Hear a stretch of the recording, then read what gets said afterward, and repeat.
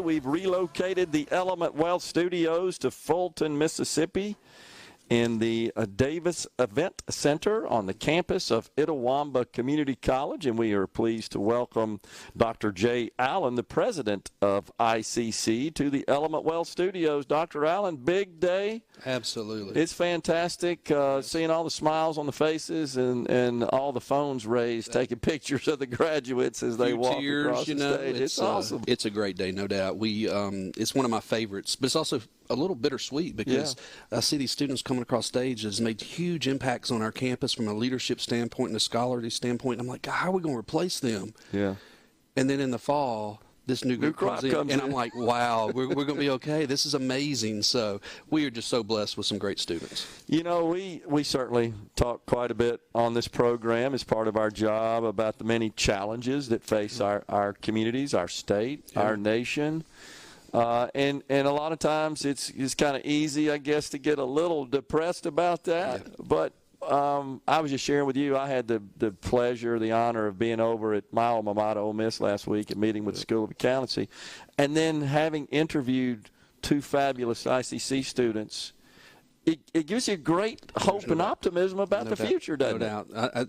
The future is bright, and, maybe a thing from COVID that's very positive, but our students this year have responded to our engagement opportunities at record numbers. We've just really blown through the student activities budget, and that's a great problem. Yeah. Because they have shown up in record numbers craving those engagement opportunities, which is great for us because that also spurs on retention. Yeah. And they're more likely to move to success the more engaged they are. Yeah. And so it's just been a wonderful year when you put all of that together, and then you see those students, you think, man, it's going to be neat to see what they do down the road. And it's part of the overall value of the college experience. Absolutely.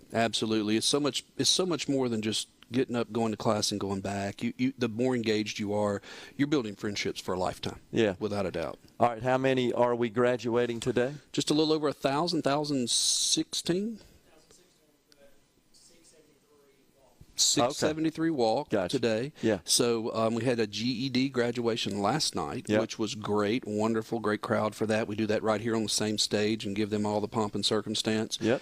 3 ceremonies today and packed house here at the first one. But the great thing is we were still done in about an hour and 10, 15 minutes. Yeah. And so we really pride ourselves in getting our families in and out of here so that they can get back to the family opportunity. Sure. And enjoy a great meal. And it is a huge family occasion. Absolutely.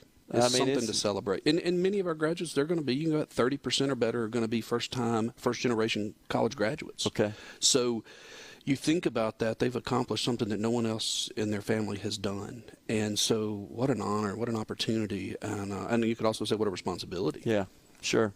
So how would you characterize the status? Let's talk about Itawamba first. How's that going? And then follow up on the community college system in general, Mississippi. You know, Itawamba Community College, I've been here 5, almost 6 years now, just about to finish up the tail end of my 6th year. And it's a wonderful institution. I knew that before I got here. I've had my eyes on it for a long time. I've worked at 3 in the state of Mississippi, and then 1 out of state as president. They're out of state, and this is a very, very special place. And when I visit with families, I'm like, your child has an opportunity to be involved and engaged in an environment that is just hard to find anything like this, which is wonderful. And so the college has so many things going the right direction, and I can't take credit for that.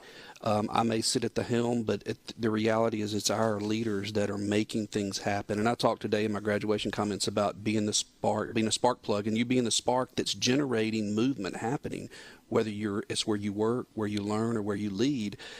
Be that spark, and also create sparks that will create opportunities for other people.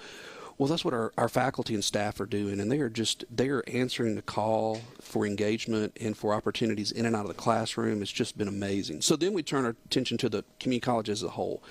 I think we're in a really unique place within the history of community colleges in Mississippi.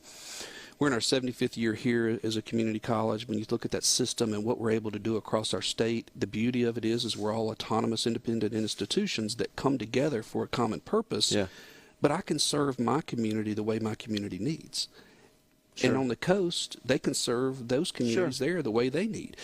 So that's a big plus. And we can be so responsive, and responsive literally overnight in some cases. And when I visit with industry partners and I tour those manufacturing plants, one of the last questions I ask them is, what's coming next? I need to know what's coming next. What are you about to put on this manufacturing floor so that we have time to prepare for that? Right. Because I don't have the capital to build out that much overnight. Sure. But if you give me time, we can usually make something happen. So we see that across the state. Well, and let me applaud you for that as well. As a longtime employer, it's on that side of the fence. Right. It's so important Yes. that we have that open communication, that constant flow of feedback back and Absolutely. forth between the education community and, of course, the private sector. You know, our students are our customer, but at the same time, our employers of these students Sure. are our customers. And so there's that delicate balance of making sure we stay current with what they need, especially in our career technical areas. But the same thing's true in our academic classrooms. Their workforce training is what they are. Sure. Do you receive feedback from employers about graduates they've hired from ICC? We do. All of our career technical programs are going to have advisory boards, and so those are people in the industry. So we get that feedback. We also have that in our advanced manufacturing technology program, where they're working in industrial maintenance tech, and those companies are given really constant feedback because they're working as apprenticeships. Yeah. They're in an apprenticeship program. So that's great. But then we also get it in the academic arena, healthcare, especially in healthcare, because we're in constant conversation. And so we find out what is it they're needing more of, less of. What's that next challenge they see coming, and so we adjust both curriculum and experiences along the way. And don't you feel, though, as well, Dr. Allen, that when they have positive experiences with their graduates, they come back to hire the next? Absolutely. And it's kind of what I said today. You know, you're being that spark. You know, it's all about leadership in that sense. And you can still be an introvert, but you're creating that spark. That things happen, and they begin to really. You get that synergy of 2 + 2 doesn't equal 4, it equals 5. And so neat things happen. Well, that's what also I think happens when these employers find, hey, this is a great hire. Let's go get some more of those. Yeah, that's totally awesome. So what's the outlook? How are you looking? Well, fall enrollment's looking great. Our orientation numbers have been through the roof, and historic numbers, which, you know, we still got a lot of time before August. Sure. But we're hoping that'll hold, and those numbers will be up.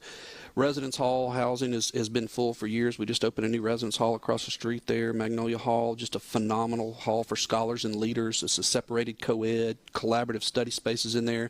So I go over and check on it, and they're using those collaborative study spaces 24/7. It's been wonderful. So we see is the future's bright. Our Tupelo campus is rolling. Belden Center's rolling. So many great things occurring. We always have room for more students, though, no matter the age. I run into you occasionally down at the Capitol during the session. Is there anything in particular that you guys are looking for? Well, you know, we always have the need to, with a 75-year-old campus, we always have the need to maintain and upgrade facilities. And so there's always that need for bond dollars, whether they come through capital expense or actually bonding of dollars. Those things are what allows us to stay current, to maintain, be competitive. You know, think about it. A residence hall you built 30 years ago probably doesn't meet the standards of what people are looking for today. True, so you have to do some updates along the way.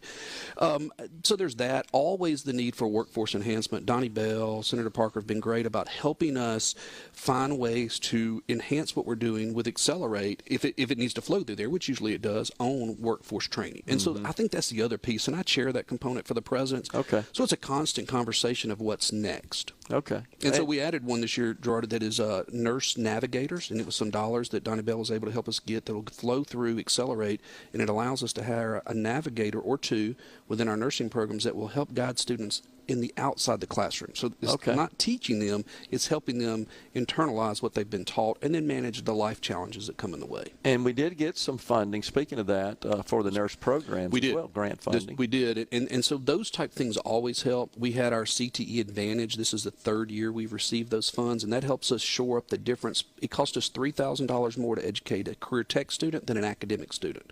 The labs, the instructors are so much more expensive. Well, we're disincentivized to add to those programs because it costs so much more. Right. But yet, that's exactly what our employers need. And where the opportunities are. So we've been able to receive $5 million the first year, $10 million the second, and another $10 million this year. And that we really don't get dollars like that on a regular basis. Yeah. But that's directly impacting our ability to grow and retain our career tech programs. Yeah, makes total sense. Well, We got another session coming up next year. It's hard to believe it's a few months away.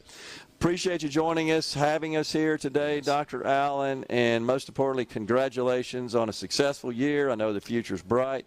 Appreciate your leadership at this fine institution. Thank you. We appreciate the attention to community colleges as always. Yes, sir. You got it. We're stepping aside for a break here. Dr. J. Allen, the president of Itawamba Community College, has been our